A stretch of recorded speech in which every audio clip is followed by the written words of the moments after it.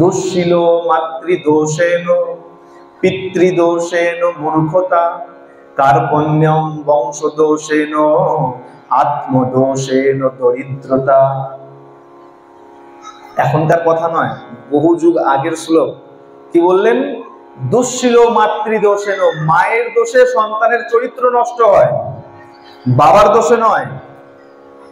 মায়ের দোষে সন্তানের চরিত্র নষ্ট হয়, হোক ছেলে বা হোক মেয়ে।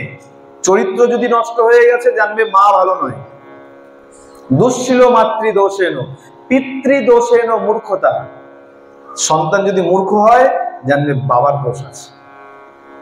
মূর্খ হলে মায়ের দোষ নাই, মূর্খ হলে বাবার দোষ আছে। কার্পণ্যম বংশ দোষেন, বংশের দোষ থাকলে পরে সন্তান কৃপণ হয়।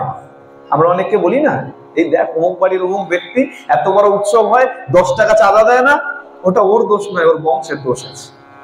কার্পণ্যম বংশ দোষেন, বংশের দোষ থাকলে ব্যক্তি কৃপণ হয়, সন্তান কৃপণ হয়।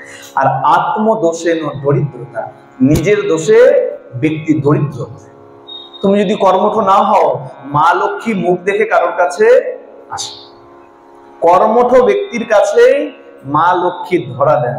আর যদি তুমি আত্মদোষেন দরিদ্রতা, যদি তুমি দরিদ্রকে ভালোই বেসে নাও, কর্মঠ না হও, ঘরে শুয়ে শুয়ে চিন্তা করো মা লক্ষ্মী এমনি এমনি হেঁটে চলে আসবে, সেটা কখনো